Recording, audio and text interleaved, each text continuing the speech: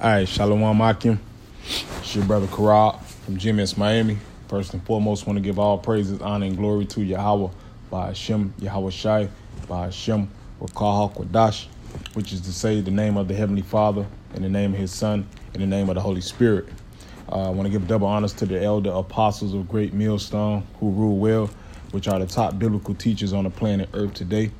I want to give greetings, blessing, and a hearty shalom to all the sincere brothers throughout the four corners of the earth that push the unadulterated truth of the Bible and risk their lives doing so in efforts of waking up the hopeful elect of the nation of Israel, which consists of 1/3 of you Negroes, Latinos, and Native Americans here in America, and those of confusion and faith that are scattered abroad. Shalom.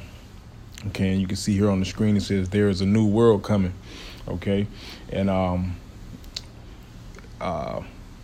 pretty much that's the end game of the scriptures. Okay, and that new world is going to consist of the Israelites at the helm, so to speak, or ruling the universe forever, a never-ending rulership and kingdom.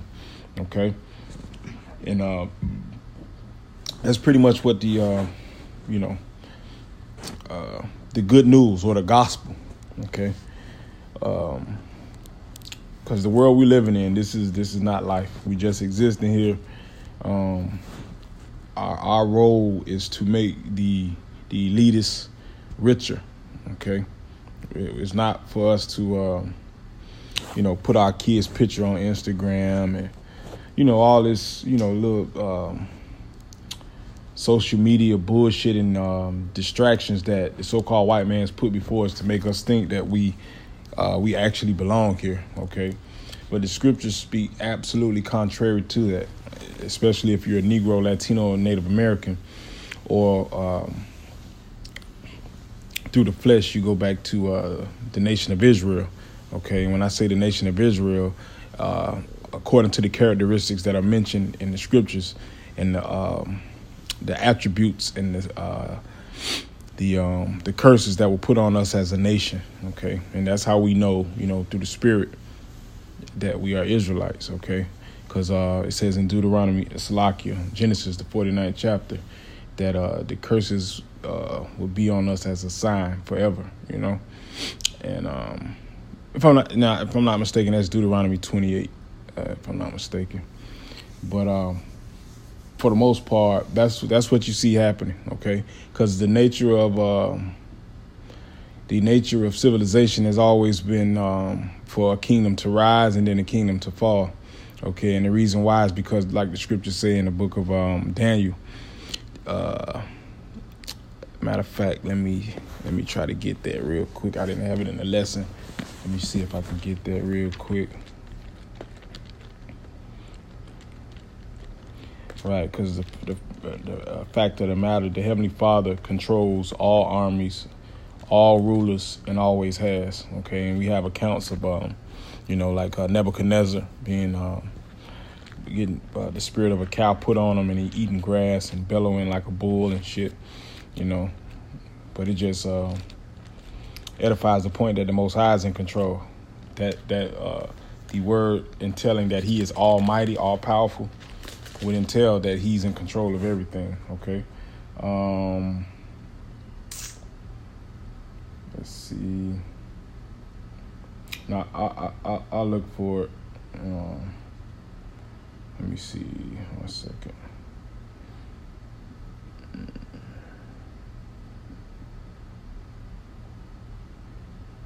Yeah, I'll come back to it. But for the most part, like I said, the Most High is the orchestrator of what you see going on in the earth, because most civilizations or most kingdoms were prophesied to come into rulership hundreds of years before they actually existed. Okay, but what's happening now is there's a new world being shaped. Okay, and it's starting on a ground level. Okay, through the spirit and power of Yahweh by Hashem Yahweh Shai, but it's being proclaimed amongst the prophets, okay? And the Heavenly Father always operated in that fashion, okay? He sent His prophets out to warn the people of oncoming destruction and disaster, and then He brings it, okay? Just to edify that point, let me get a precept. This is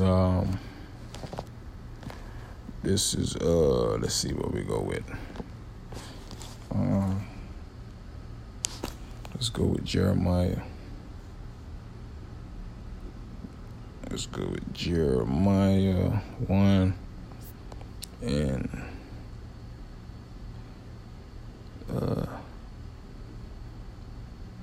let's just go to the point. This is Jeremiah 1 and 10. It says, "See, I have this day." Okay, and this is the account when the Most High was speaking to Jeremiah, when he was putting the Spirit on him to go and teach the word. And, Jeremiah was, complaining that he was too young. He was just a child, but the Most High basically tell him, look, I put my Spirit on you. Yeah, there's nothing too high for you, as far as teaching his word. Okay.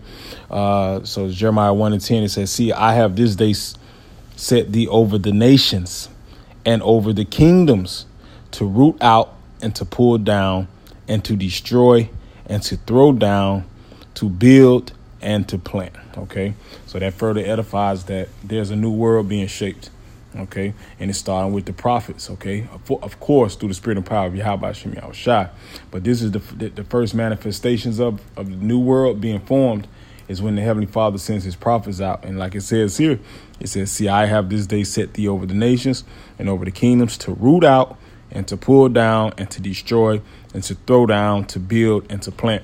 Okay. And what's happening now is being done spiritually. Okay. People don't count us as much. They see us on the corner, say, look at those bug outs. But they don't know that the word of the Heavenly Father does not go out void. Okay. When we go out there on those highways and hedges and bring that word out, things happen, man. We may not see it, and it's not necessarily our job to see everything that happens. Okay. But we see a lot. Okay. We see a lot. We see the, catastrophes being played out on the earth. And the reason why is, like it says here in Jeremiah 1 and 10, the Most High set the prophets over the nations, man. Okay. All these other countries have ambassadors and dignitaries and, people they use to go, whatever they do, talk that bullshit and, so to speak, jockey for position against these other nations. Okay, so does the Most High. Okay, and it's the prophets that you see out on the highways and hedges, mainly under the banner of Great Millstone.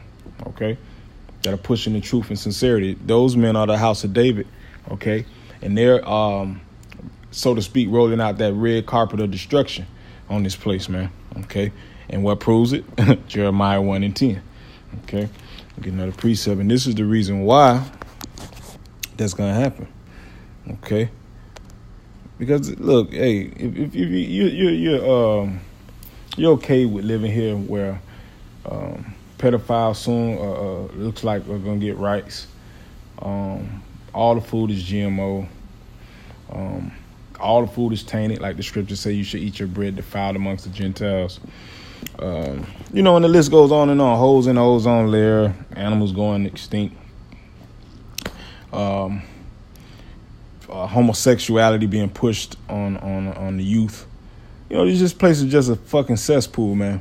Excuse my French, but it is, man. It's vexation, because it's all vanity. Not only is it vanity, it's absolute wickedness, man. Every which way you turn, and it's touted. It's highly touted, man. The more wicked you are, the more renowned you are. Okay, and that is absolute torture for a man that's striving for righteousness. Okay, and that's why we hasten the coming of the Lord, man. We want out because we don't belong here. There's nothing for us to do but to slave and to push the word. Nothing in between. Everything else is tainted. The women are tainted. The food is tainted. Our bodies are tainted. We're falling apart. Yeah, we gotta go. We gotta go. Okay, and that's the reason why the Heavenly Father has sent his prophets out to basically, like I said, roll out that red carpet of destruction and let the nations know, hey, Heavenly Father is about to return and destroy all wickedness from out of the earth. Okay, and this is the last hoorah, so to speak. Okay, so this is Ecclesiastes chapter 10 and 8. Matter of fact, I'll start at 6. Okay, Ecclesiastes 10 and 6, and as you can see here, it says pride. Okay, which is the main attribute of the so-called white man who is ruling the earth right now. Okay, alluding to Job 9:24. The earth is given into the hands of the wicked, and he covered the faces of the judges thereof. If not him, then who is he? Okay, and that's just simple rhetoric. It's the so-called white man. He's in control of the whole universe right now, and he covered the faces of the judges. Who are the judges? Yahweh Shai, the 12 apostles, and the list, so forth and so on. The Israelites, okay.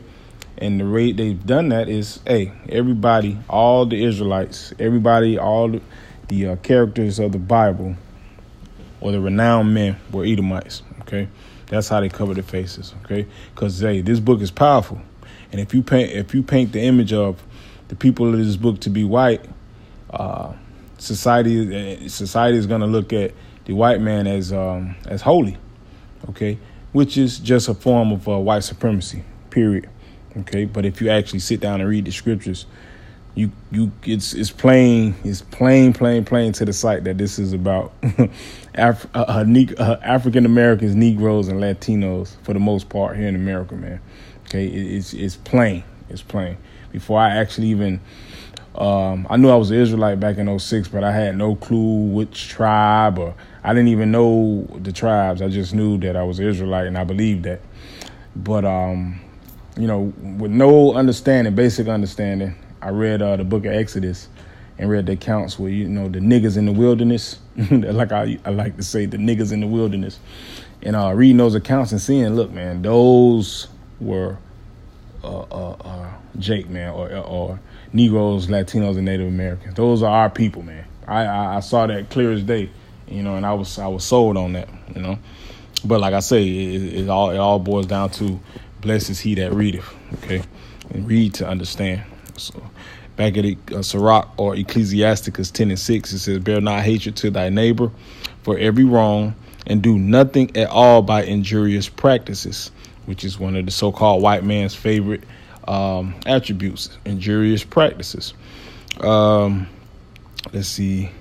Pride is hateful before the Most High and man, and by both doth one commit iniquity. Okay, and like I said, the main attribute of the so-called white man is pride. Okay, his pride has deceived him. Here it is. He's deficient, melanin deficient. His leprosy, the weakest of all the nations. Less than 1% of the world population, but yet he's controlling the world. Okay, and that's just a witch brew pot, or how you say, a concoction. That's a witch brew concoction of pride, man. Okay, when you're less than 1% of the population, yet you one banking family, the Rothschilds, owns 50% or half of the world's riches. Okay, that's gonna brew up extreme pride. Okay, verse 8, it says, because of unrighteous dealings, injuries, and riches got by deceit, the kingdom is translated from one people to another. Okay, and that's been the ongoing narrative, going all the way back to the Egyptians. Okay, all the way up until now. Okay, for unrighteous dealings, enslaving the nation, the Israelites, having sex with crocodiles, and the list goes on, man. All the nations were off. Okay. And the reason they're off because the Heavenly Father didn't give them laws, statutes, and commandments. He gave them to the Israelites. So at the end of the day, the reason that the world is in the state that it is in, because the rightful rulers are not ruling. Okay. And why? Because they were hard-headed and didn't want to follow after what the Most High said. Okay. So it even happened with us. Okay. Under the rulership of King David and King Solomon, the kingdom was split in two. And we were warring against each other, and the northern kingdom got banished from out of Samaria and went into Assyria, and then came to the Americas. So, we just been, getting our ass beat, man, by the Heavenly Father for being, for going off. But it was basically because of unrighteous dealings, injuries, and riches got by deceit. Okay, and our kingdom got translated from one people to another.